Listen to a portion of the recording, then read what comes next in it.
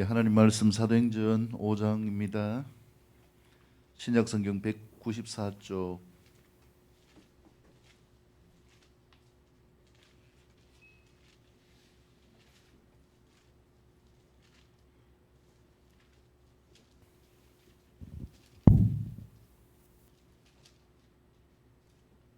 사도행전 5장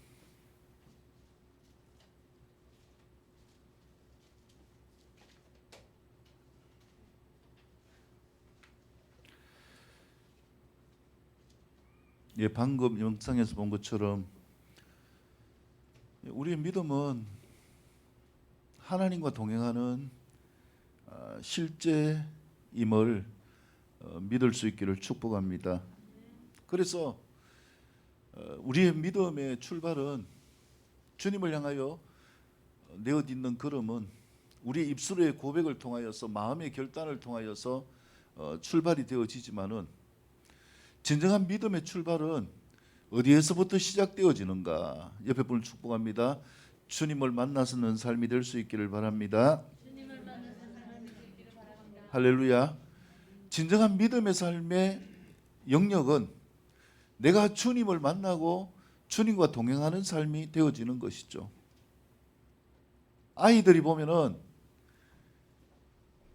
어떻게 나아가야 될지를 알지 못해요. 태어나서는 주특기가 우는 것밖에 없습니다. 어떤 일이 있어도 울음으로 다 메시지를 보내죠. 그러다가 돌이 지나고 나면 이제 스스로 힘을 통해서 걸어가는 거죠. 이 그런 말을 하는 삶을 우리가 어떻게 표현할 수 있습니까? 야, 제가 진짜 이제 다 컸구나. 제가 뭐든지 다 할 수 있구나 이렇게 표현을 하지 않습니다. 어른들의 입장에서 볼 때에 이제 그 아이는 그런 말을 이제는 걸음을 뗀 것에 불과한 삶이 시작되어지는 것이죠. 그러면서 이제 삶 가운데서 어떻게 살아가야 되는지를 한 살 한 살 먹으면서 경험하게 되어지죠. 그렇다고 해서 완전한 삶이 아니죠. 유치원에 가고 초등학교에 가고 중고등학교에 가고 대학교에 가고 이렇게 해서 내가 어떤 인생을 살아가야 될 것인가라는 것을 꾸려가는 삶을 준비하는 시간들이죠. 우리가 믿음의 영역의 출발은 어디에서부터일까요? 내가 예수님을 믿는 믿음의 고백으로부터 출발되어지지만은 진짜 내 믿음의 걸음은 주님과 함께 내 삶의 발걸음을 떼는 데서부터 시작되어진다라는 것을 믿을 수 있기를 축복합니다. 근데요, 마치 아이들이 그렇게 행동하는 것처럼 내가 진짜 본질적인 주님과 함께 걸음하는 이 걸음을 떼어보지도 못하고 이미 내 마음속에 내 안목 속에 있는 것들을 가지고 이렇게 사는 것이 신앙이야, 저렇게 사는 것이 믿음이야 라고 하면서 주님과 상관없이 내 나름대로 나아가는 이러한 삶이 우리의 삶 가운데 주어지는 것이죠. 그러면서 실패를 맛보기도 하고 좌절을 맛보기도 하고 어느 순간에 나에게 익숙했던 그 주님을 찾게 되어지는 이런 과정이 있는 것이죠. 그래서 주님을 찾고 부르짖고 하면서 그 주님이 나와 함께 하시는 이 은혜를 경험하면서 주님과 동행하는 임마누엘의 삶으로 살아가는 삶, 이 삶의 축복이 우리의 것이 될 수 있기를 축복합니다. 우리의 삶의 모습이 어떠하든지 주님과 함께하는 기쁨이 회복되어질 수 있기를 축복합니다. 그래서 본질적인 것은 무엇이냐면은 내가 주님을 만나는 거예요. 내가 주님을 만난다는 것은 이례적인 것이 아니라 주님과 함께 걸음을 떼며 주님과 함께 삶을 살아가면서 나와 함께 하시는 주님의 은혜에 감사하면서 정말 주님이 나와 함께 하시는 이 역사가 얼마나 감사하고 대단하고 은혜고 기적인가라는 것을 고백하면서 나아갈 수 있는 삶이 될 수 있기를 축복합니다. 그래서 우리가 사도행전을 보고 있지만은요, 주님이 완성하신 이 부활의 역사, 부활의 생명의 역사를 우리의 삶 가운데 적용시켜서 우리가 주님처럼 살아가는 삶이 되어질 수 있는 비결은 무엇인가?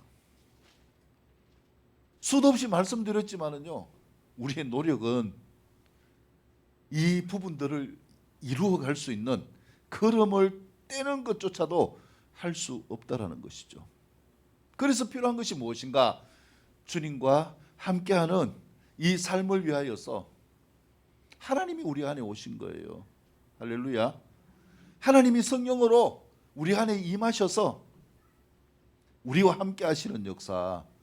여러분, 이 역사를요, 우리가 경험하고 나아가는 삶, 이 삶은 세상 어떤 것으로도 거스를 수도 없고 멈출 수도 없는 삶임을 믿으시기를 축복합니다.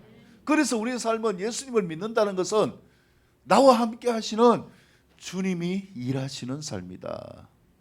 할렐루야. 옆에 분 축복합니다. 주님이 함께 하십니다. 주님이 일하십니다. 이것이 뭐냐 하면은 나의 행전이에요. 내가 인생을 걸어가면서 살아가는 주님과 함께하는 많은 실패도 있지만은 좌절도 있지만은 그 가운데 주님을 붙들고 회복하고 승리해가면서 서가는 우리의 행전이 되어질 수 있기를 축복합니다. 그래서 중요한 것은 뭐냐 하면은 나와 함께 하시는 하나님을 붙들고 놓치지 않는 삶이 되어질 수 있기를 바랍니다. 요즘 코로나로 인하여서 모든 것이 느슨하게 되어지고 모든 것이 자유롭게 되어지고 또 이 코로나라는 이름 아래서 우리 스스로 많은 것들을 제한하고 살아가는 이러한 시대가 되어졌어요. 굳이 하나님이 나와 함께 하지 않아도, 굳이 하나님을 예배하는 삶이 되어지지 않아도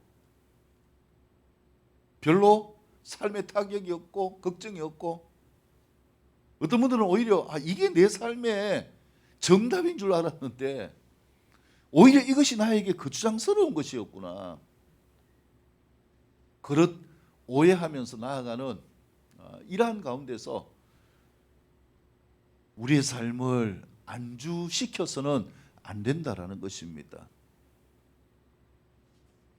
우리가 살아가는 삶의 모든 것은 거스를 수도 없고 멈추게 할 수도 없는 주님과 함께하는 삶, 주님이 우리와 함께 일하시는 삶이 되어진다라는 것을 믿을 수 있기를 축복합니다.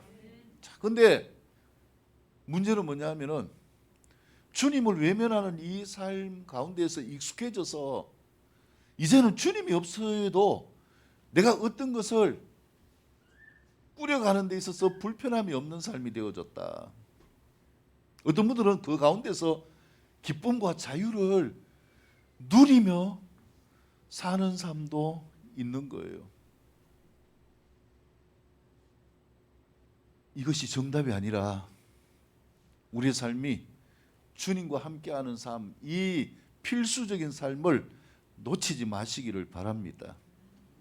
그래서 우리가 오늘 본문을 통하여서 보면은 하나님이 함께 하시는 이러한 역사들이 1장에서 4장까지 보면은 성령님이 나타내시는 이러한 어마어마한 역사들이 예루살렘 교회 가운데 나타나게 되어지고, 야, 정말 하나님이 살아계신다라고 고백하는 이러한 많은 믿음의 고백들이 있게 되어지고 서로가 한 마음 한 뜻이 되어져서 하나님이 펼쳐가시는 이 흐름 가운데로 나아가게 되어졌는데, 그런데 이것을 거스르고 멈추게 하는 이런 일들이 나타나게 되어진 것이죠. 우리가 잘 알고 있는 것처럼 아나니아와 삽비라의 사건입니다. 그래서 오늘 우리가 본문을 통하여서 우리가 어떻게 신앙하며 나아가야 될 것인가, 또 하나님이 우리에게 원하시는 것이 무엇인가라는 부분들을 본문을 통하여서 같이 살펴보기를 원합니다. 자, 먼저 1절에서 11절까지의 말씀입니다. 사도행전 5장 1절에서 11절까지의 말씀을 다 같이 일어나셔서 한 목소리로 같이 읽겠습니다. 시작.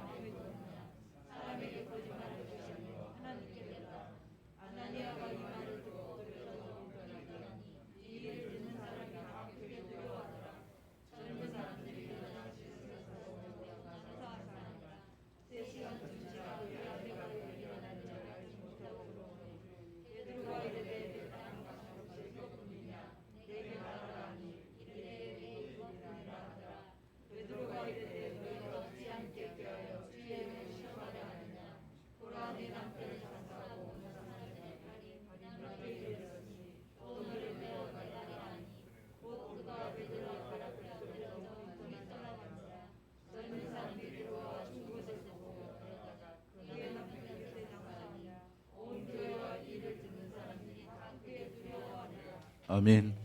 자, 이렇게 번성하던 예루살렘 교회 가운데서요, 엄청난 비극적인 사건이 일어나게 되어졌는데, 그것이 뭐냐면은 아나니아와 삽비라 부부가 죽임을 당하게 되어지는, 하나님에 의하여서 죽게 되어지는 이러한 끔찍한 일이 벌어지게 되어졌다라는 것이죠. 이 아나니아와 삽비라의 잘못이 무엇입니까? 본문에서 말씀하는 것처럼 그들이 하나님께 헌신하기 위하여서 자기의 땅을 팔아서 올려드리기로 결단했어요. 근데 땅을 팔고 보니까 자기가 써야 될 것도 있고 해서 그 중에 일부를 감추어 두고 일부만 하나님께 드린 것이에요. 어떻게 보면은 안 드린 것보다 훨씬 귀한 가치가 아닙니까? 드리다가 이렇게 비극적인 삶을 경험하게 되어진다는 것을 알았다면은 처음부터 드리지 않았으면 더 좋았을 것인데, 또 다른 면에서 보면은 그럴 수도 있지. 성경에 보면은 베드로 같은 경우는 하나님을 저주하고 부인하고 그렇게 배신까지 했는데도 불구하고 용서해 주셨는데, 또 주님이 직접 말씀하신 게 무엇입니까? 형제가 죄를 범하면 70번에 7번이라도 용서해 주라고 하셨는데, 아니 이게 뭐 그렇게 큰 죄라고 하나님께서 그렇게 가차없이 이 부부를 죽이시는가? 우리가 이렇게 생각할 수 있게 되어지는 것이죠. 근데 하나님의 입장에서 보면은 이 일이 왜 진노하시게 되어지는가라는 부분들을 살펴보아야 하는 것이죠. 하나님의 흐름을 거스렸기 때문에 그렇습니다. 하나님의 흐름을 멈추었기 때문에 그렇다라는 것이죠. 그 하나님의 흐름을 멈추게 한 요인이 무엇인가 이거예요. 4장에 보면은 42절 이하에서 이제 많은 사람들이 은혜를 받고 자기의 것을 나누면서 유무상통하게 되어지는 이런 삶을 살게 되어지는데, 그 가운데서 사도 바나바는 자기의 땅을 팔아서 헌신했죠. 그래서 이러한 일들이 기록되어질 정도로 그 당시 분위기 같으면은 야, 정말 대단한 사람이다, 뭐 이렇게 이야기할 수도 있었겠죠. 그런데 이것을 들은 아나니아와 삽비라가 자기도 땅을 팔아서 내어놓겠다라고 이렇게 선언하게 되어지는 것이죠. 문제는 내어놓음이 아니라 앞에서 말씀드린 것처럼 흐름을 막았다라는 것이죠.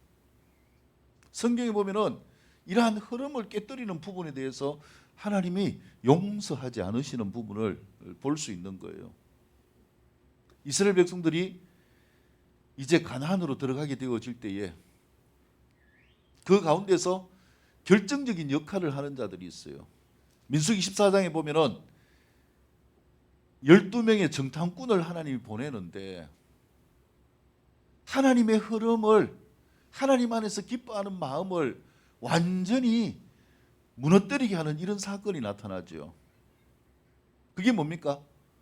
가나안을 정탐한 12명의 족장 가운데 10명이 진짜 그 땅은 좋지만은 우리는 절대로 그 땅을 취하지 못한다. 왜냐하면 거기에 가니까 아낙 자손들이 있더라.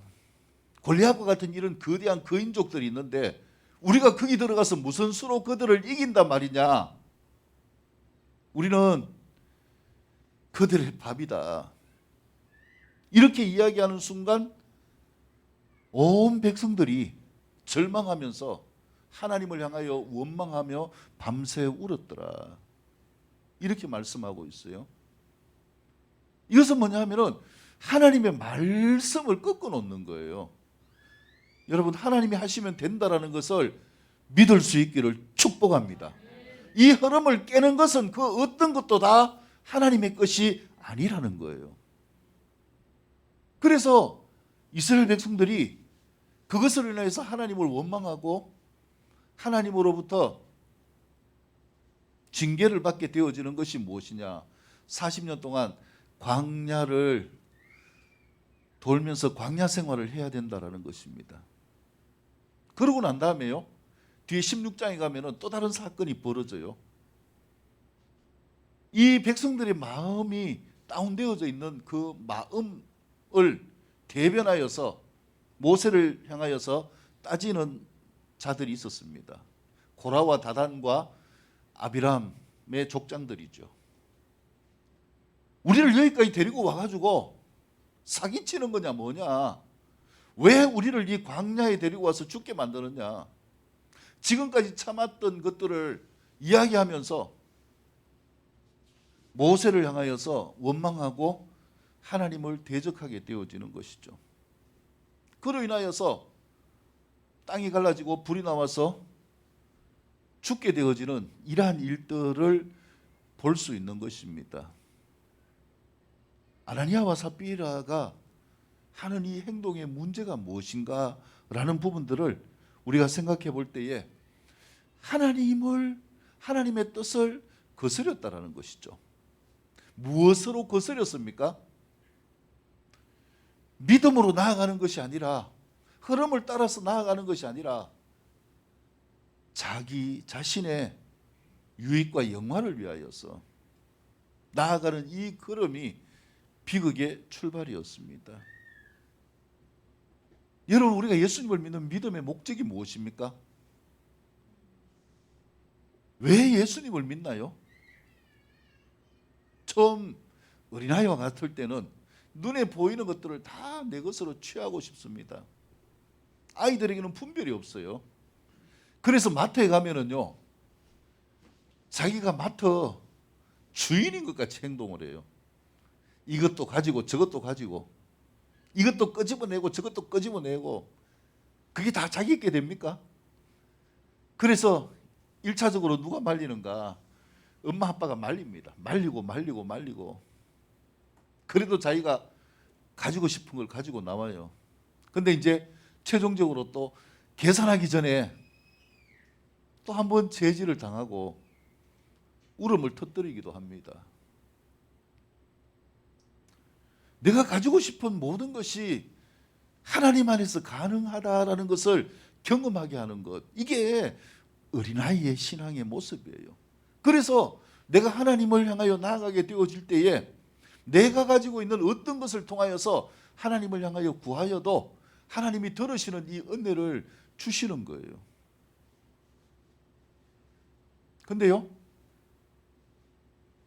이제 내가 장성한 삶이 되어지면은 내가 내 삶에 대한 책임을 져야 되는 거예요. 어린아이가 아닌데 어른이 내가 원하는 걸 마트에서 가득 들고 나와가지고 계산대에 탁 놨어요. 그걸로 끝입니까? 뭘 해야 돼요?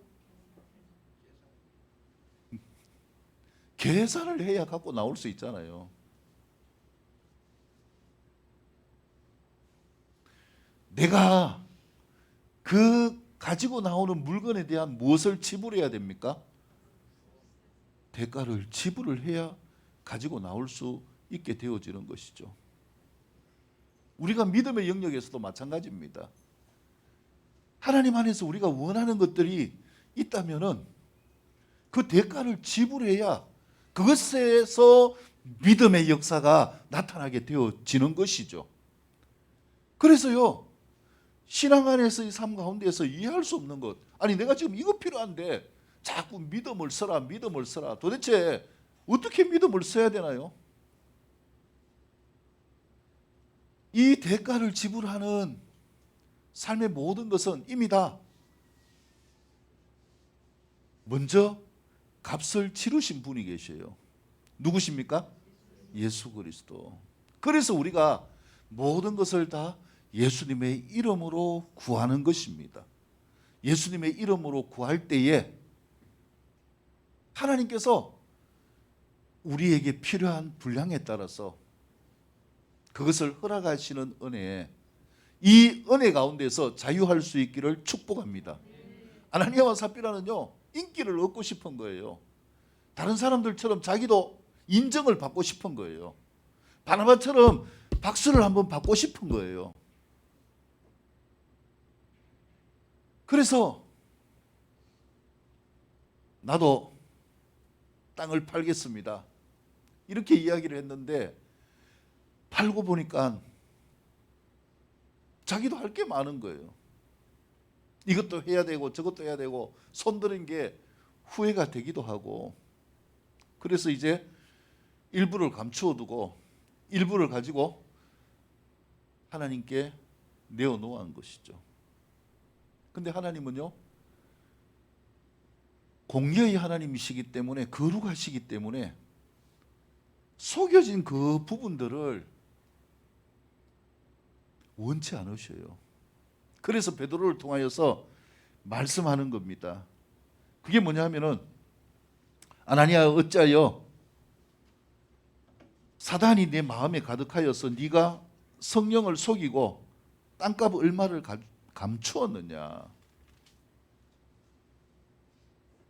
이 메시지를 듣게 되어질 때에 아나니아의 마음의 태도가 어떠해야 되는가라는 것이죠.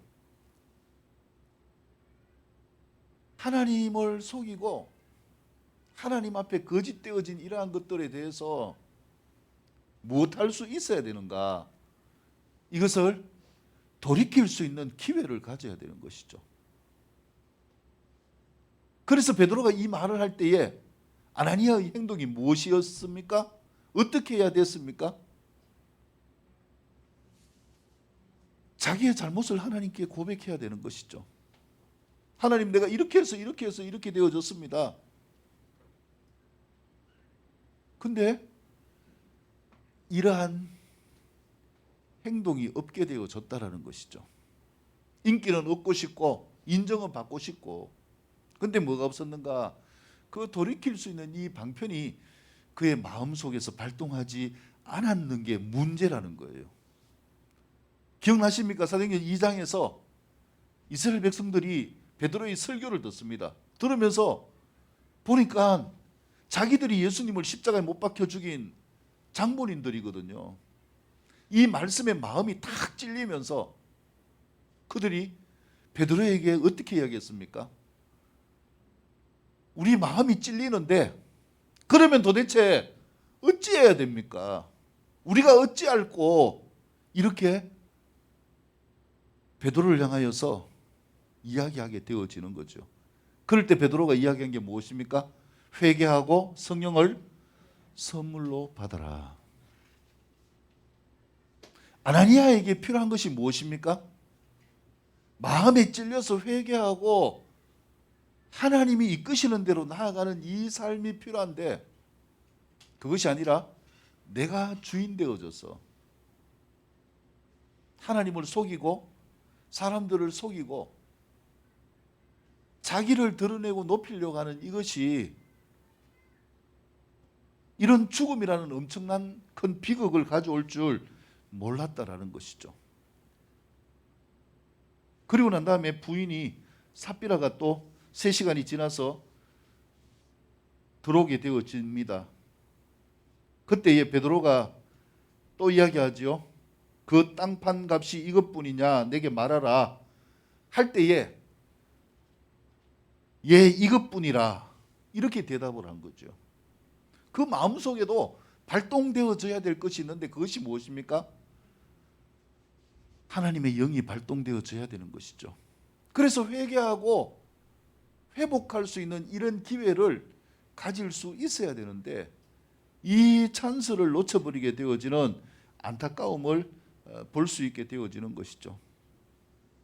그래서 진짜 이렇게 엄청난 하나님의 흐름 가운데 나가다가 이 흐름이 툭 끊겨버렸어요.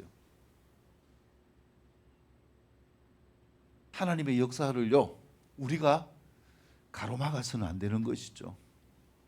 하나님의 역사를 멈추어서는 안 되는 것입니다. 근데 그것을 멈추게 하는 요인이 뭔가 이거예요. 우리가 하나님 안에서 잘 되기를 원하는 이 삶은 당연한 것입니다. 축복받는 삶은 당연한 것입니다. 이 삶이요, 강건하게 되어지는 역사가 영원한 천국의 소망을 이루게 되어지는 삶으로 나아가는 것은 당연한 것입니다. 근데 중요한 것이 무엇입니까? 누가 주인이냐 이거예요. 누가 주인이냐.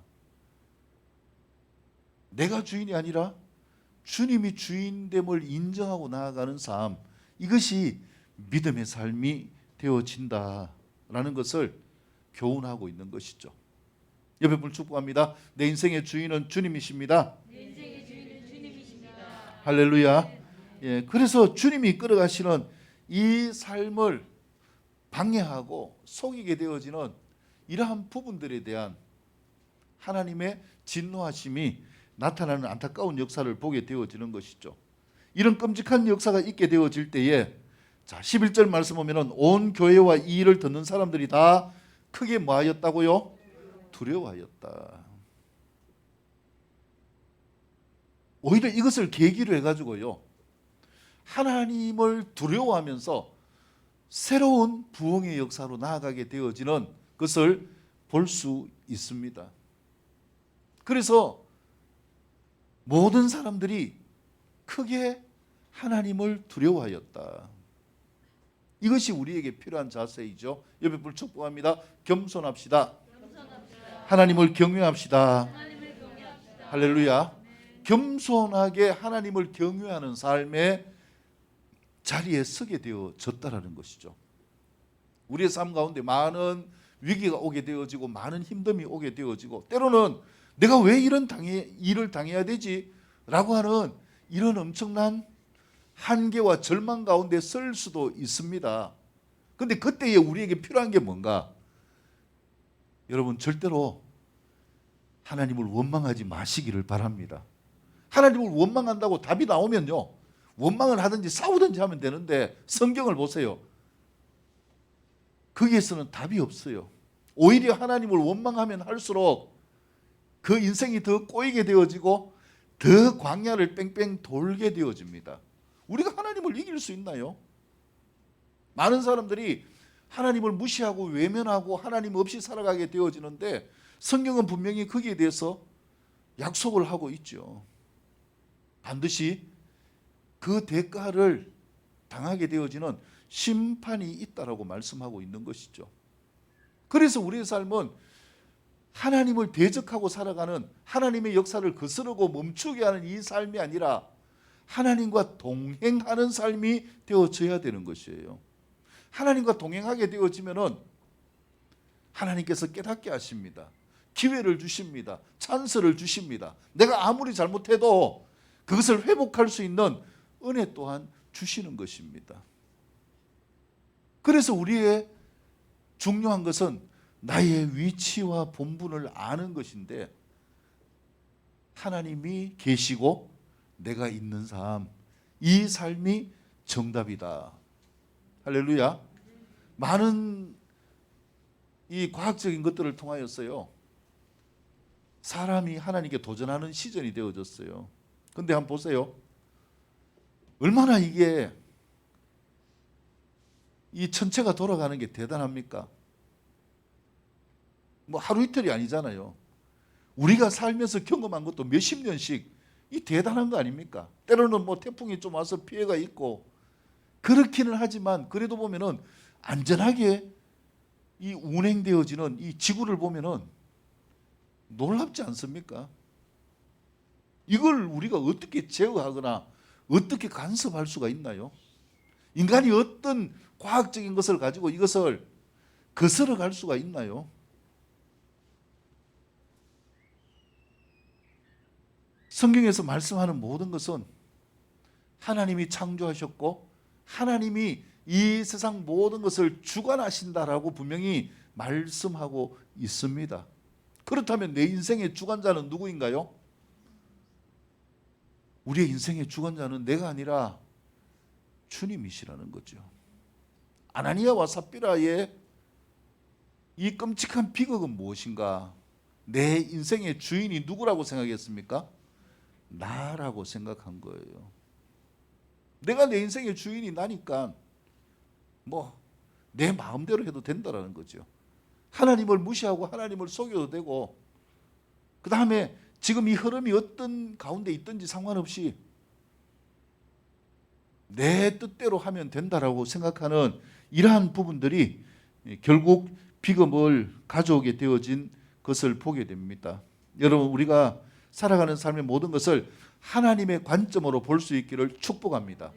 막히고 안 보이면은요, 답을 알든지 모르든지 하나님을 찾을 수 있기를 축복합니다. 그러면 정답은 어디에서 오는가? 하나님을 찾는 그 가운데서 일하시는 하나님의 역사를 경험하게 되어지는 것입니다. 이게 뭐냐? 우리가 서가야 될 나의 행전이 되어질 수 있기를 축복합니다. 자, 그 다음에 두 번째 말씀은요, 12절에서 32절까지의 말씀인데, 두 번째 보면 표적과 기사를 통해 일하시고 많은 사람들이 믿고 주께로 돌아오도록 하시는 하나님의 역사를 믿고 어떤 상황에도 순종하는 삶이 될 수 있기를 축복합니다. 본문이 길기 때문에 읽지는 않겠습니다. 그러나 보면은 이제 이 비극이 있고 난 다음에 오히려 그들의 마음이 하나님 앞에 크게 겸손하게 되어지니까, 하나님을 경외하게 되어지니까 무슨 역사가 나타났습니까? 하나님의 놀라운 기적들이 예루살렘 교회에 더 충만하게 나타나게 되어진 것입니다. 여러분, 아이러니하지 않습니까? 이런 비극이 있고 난 다음에 그 비극 가운데서 하나님을 두려워하는 마음을 가지니까 하나님이 은혜를 베푸신다. 그래서 우리는요, 삶 가운데서 보면은 은혜를 많이 받을 때가 언제입니까? 내가 잘 나갈 때 은혜를 많이 받는 게 아니라 진짜 하나님을 절실하게 경험하는 이 은혜는 우리의 삶 가운데 이런 비극과 같은 한계가 있게 되어질 때, 내 힘으로 어떤 것을 할 수가 없을 때에, 이것저것 해보다가 안 될 때에, 이때는요, 우리의 마음이 진짜거든요. 그래서 진짜 누구를 붙잡습니까? 주님을 붙잡습니다. 어떤 마음으로 붙잡을까요? 겸손한 마음으로. 옆에 분을 축복합니다. 크게 겸손합시다. 할렐루야. 겸손한 마음으로 내 힘으로 안 되는 것을 알기 때문에 이것저것 다 붙들어 봐도, 세상 어떤 것을 붙들어 봐도 안 되는 것을 경험했기 때문에 이제는 딱 하나밖에 없는 거예요. 그게 무엇입니까? 하나님을 향하여 손을 드는 거예요. 이게 겸손입니다. 여러분들의 겸손을 축복합니다. 세상에 여러 가지의 것들이 있지만은 그런 것들을 제껴놓고 주님을 찾을 수 있는 삶, 이것도 겸손이 있죠. 겸손과 하나님을 두려워하는 경외하는 마음, 이것이 뭐냐면은 오히려 예루살렘 교회에 강력한 부흥이 나타나게 되어지는 출발이 되어졌다라는 것입니다. 그래서 12절에 보면 사도들이 손을 통하여 민간의 표적과 기사가 많이 일어나매 믿는 사람들이 다 같이 마음을 함께하여서 이 기적의 현장에 모였다라고 이렇게 이야기하고, 그 나머지는 감히 그들과 상종하는 사람은 없으나 백성이 칭송하더라. 앞에서 나오는 3장에서부터 이어지는 이러한 내용들을 보게 되면은요, 베드로와 요한을 통하여서 나면서부터 걷지 못하는 사람을 일으키는 이 기적을 경험하고 난 다음에 하나님의 살아계심을 보게 되어지고, 그래서 솔로몬의 행각에 모여서 거기에서 그 사람이 이 일을 간증하게 되어지고, 많은 사람 앞에서 야, 네가 진짜 기적을 경험했구나, 네 모습이 달라졌구나, 이런 간증을 나누는 현장이 되어졌다라는 것이죠. 이런 하나님의 흐름이 아나니아와 삽비라의 사건을 통해서 꺾이는 것이 아니라 오히려 더 충만하게 나타나는 이러한 계기가 되어졌다라는 것이죠. 그래서 15절 보면은 심지어 병든 사람을 메고 거리에 나가 침대와 요에 누이고 베드로가 지나갈 때 혹 그 그림자라도 덮여질까 하고 은혜를 사모했다라고 말씀을 하고 있습니다. 그리고 16절에 보면은 어떤 사람들이라고 할지라도 데리고 와서 다 나음을 얻으니라. 하나님의 실제적인 임하심, 하나님의 실제적인 나타나신 이 현장이 되어졌다. 여러분, 우리의 삶이 이 현장의 주인공이 될 수 있기를 축복합니다. 아, 저 사람은 저렇게 간증을 하는데 참 부럽다 라고 하는 것이 아니라 내가 그 주인공이 되어져서 나에게 하나님이 진짜 이렇게 역사하셨습니다. 나에게 이렇게 일하셨습니다. 나와 함께 하시는 하나님이 정말 대단하십니다. 나의 행전을 서가는 삶이 될 수 있기를 축복합니다. 이거는 제한되어진 은혜가 아니에요. 이것은 모두에게 주시는 은혜입니다. 그래서 우리의 마음이 중요한 것입니다. 첫 번째 교훈에서처럼 누구의 마음과 같지 않아야 됩니까? 아나니아와 삽비라처럼 하나님보다 자기가 높아지는 이 마음이 아니라 겸손하게 하나님을 바라고 하나님을 사모하고 하나님을 경외하는 자들에게 하나님은 이 은혜를 주신다라는 것을 믿을 수 있기를 축복합니다. 그래서요, 이 기적과 표적을 나타내는 제자들이 대제사장 무리에 의해서 옥에 갇히게 되어졌어요. 근데 19절 말씀 보세요. 주의 사자가 밤에 옥문을 열고 끌어내었다. 할렐루야. 하나님이 함께 하시면 사람의 어떤 방법도 멈추게 할 수도 없고 거스르게 할 수도 없는 역사가 나타나게 되어짐을 믿을 수 있기를 축복합니다. 하나님이 하시면 다 됨을 믿습니까? 옆에 분을 축복합니다. 하나님이 하시면 다 됩니다. 하나님께서 천사를 보내가지고요, 옥문을 열고 사도들을 빠져나오게 하셨다. 이걸 어떻게 우리가 우리의 방법으로 셈할 수 있어요? 하나님이 함께 하시면 능치 못함이 없는 이 역사가 나타나게 되어지는 현장. 이것이 뭐냐면은 우리의 행전을 써가는 삶의 모습이 되어져야 된다라는 것이죠. 그래서 이러한 일들을 통하여서 베드로가 다시금 이야기하는 것이 무엇입니까? 이 모든 역사는 다 하나님이 하신 것이다. 너희가 십자가 못 박혀 죽인 그 예수 그리스도의 이름과 그 능력으로 이러한 기적과 표적이 나타난 것이다. 이렇게 이야기를 하게 되어지는 것이죠. 그러면서 29절 말씀 보면은요, 베드로가 어떻게 이야기합니까? 사람보다 누구에게 순종하는 것이 마땅하도다? 하나님께 순종하는 것이 마땅하니라.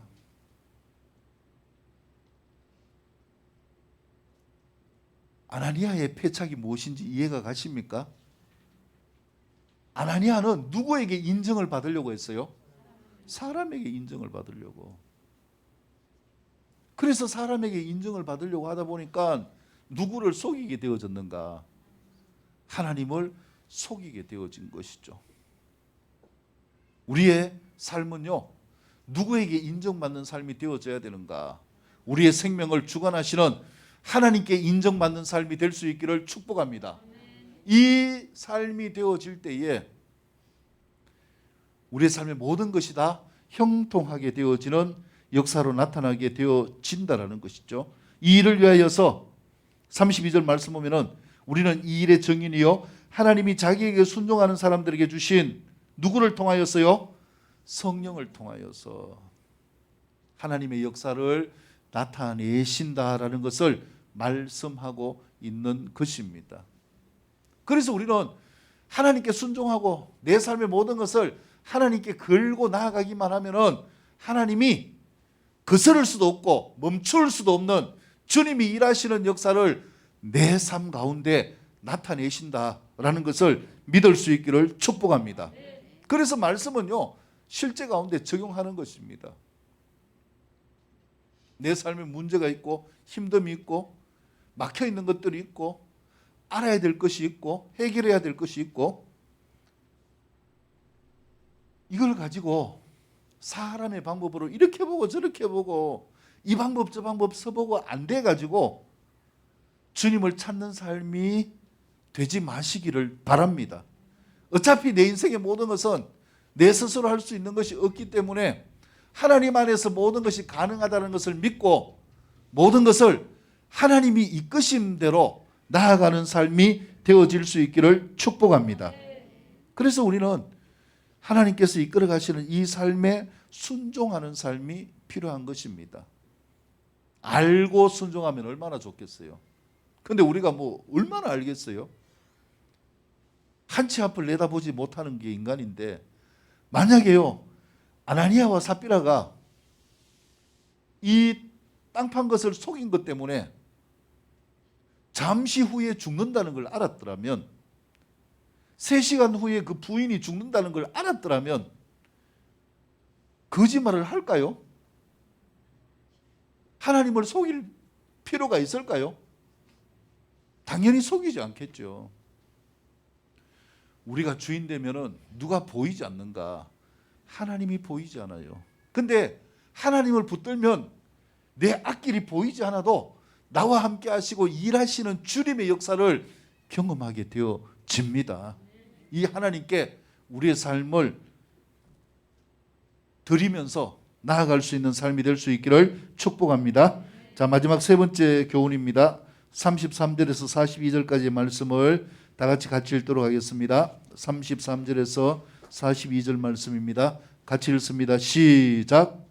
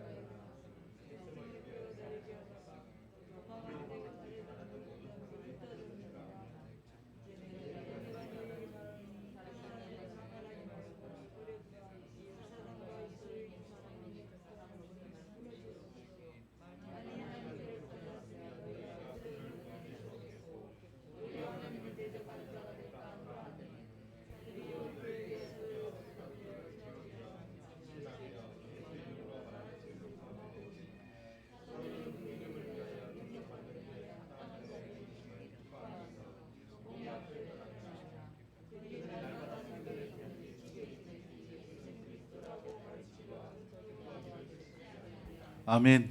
자, 마지막 세 번째 교훈은 주부에 보면 3번이죠. 사람에게서 난 것이 아니라 하나님께로부터 났기에 절대 무너뜨릴 수 없는 성령 안에서 서가는 나의 행전을 만들어가는 삶이 될 수 있기를 축복합니다. 제자들이요 기적과 표적을 나타내면서 복음을 전하자 이 대제사장과 이 그 무리들이 야단이 난 거예요. 옥에 가둬도 천사가 풀어가지고 옥 밖으로 나오게 하니까 도대체 이걸 어떻게 해야 되는가? 드디어 결단합니다. 그 결단이 무엇입니까? 예수님을 죽인 것처럼 제자들도 우리가 잡아 죽이자. 이 결단을 하게 되어져요. 근데요, 이때에 누가 이야기를 하느냐 하면은 그 당시에 유명한 랍비입니다.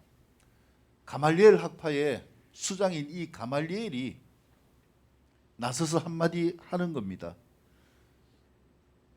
옛날에 이런 일들이 있지 않았느냐. 더다라는 사람이 일어나가지고 400명의 맹신자들과 함께하면서 메시아처럼 행동했는데 지금 어떠냐? 다 소멸되지 않았느냐? 그리고 갈릴리의 유다도 그렇게 했는데 망하지 않았느냐?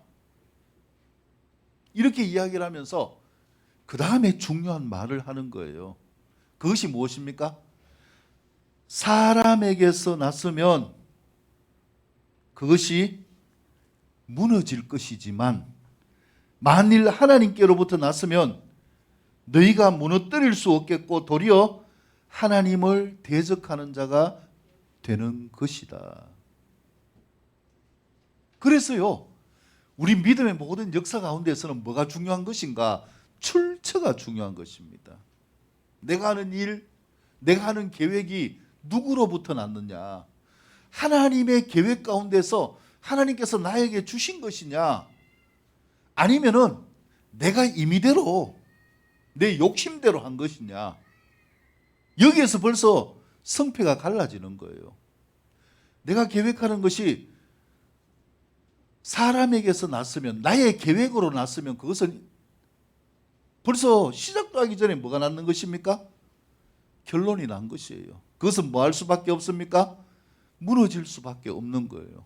근데 하나님께서 이렇게 하라고 말씀하신 것, 하나님으로부터 나신 것 같으면은 이것은 절대로 뭐 할 수가 없다고요? 무너뜨릴 수가 없다. 여러분, 이것이 무엇을 이야기하는 것입니까?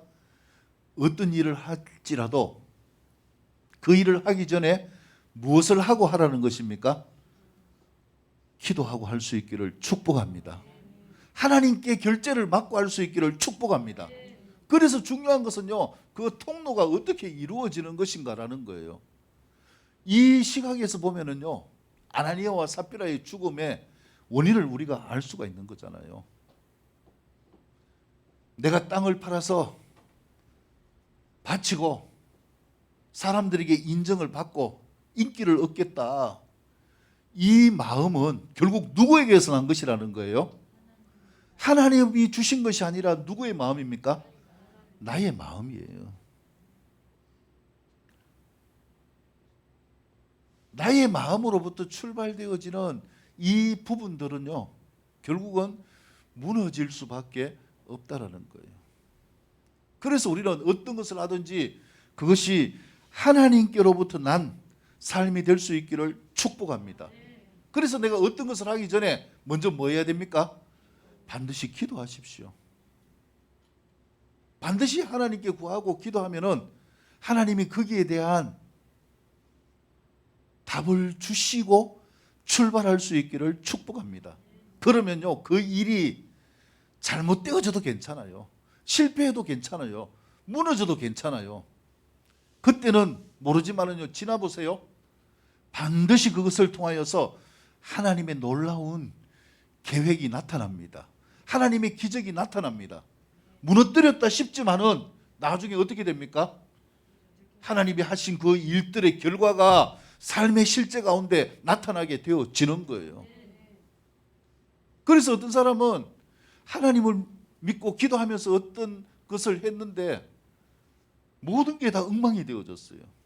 근데요, 나중에 보니까 그 과정을 통하여서 오히려 더 하나님을 바라고 더 열심히 기술을 배우고 또 누가 보더라도 인정받을 수 있는 그런 실력이 되어지고, 이런 과정을 통해서 그때 내가 실패한 것이 오히려 이렇게 되어졌구나, 이게 하나님의 은혜였구나 라고 고백하는 간증들이 얼마나 많습니까?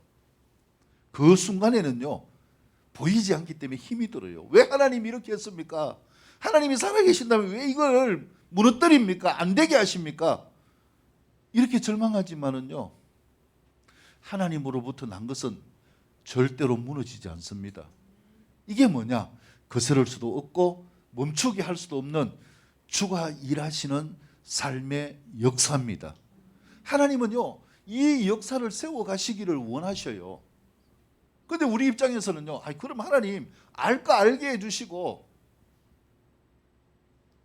또 좀 쉽게 어떻게 빨리 좀 어떻게 해주면 안 됩니까? 근데요, 우리가 원하는 방법으로 해주면은 사람들이 어떻게 이야기할까요? 누가 했다고 이야기합니까? 이거는 다 내가 했다, 내가 했다, 내가 잘나서 그랬다, 사람들 앞에 그렇게 자랑하기 바쁠 거예요. 근데 간증하는 사람들 보면은요, 다 아니에요. 나는 할 수 없었다. 내가 할 수 있는 방법은 아무것도 없었다. 나는 절망하고 좌절하고 실패했다. 인간적으로 볼 때 완전히 무너진 것 같다. 근데 누가 하셨다?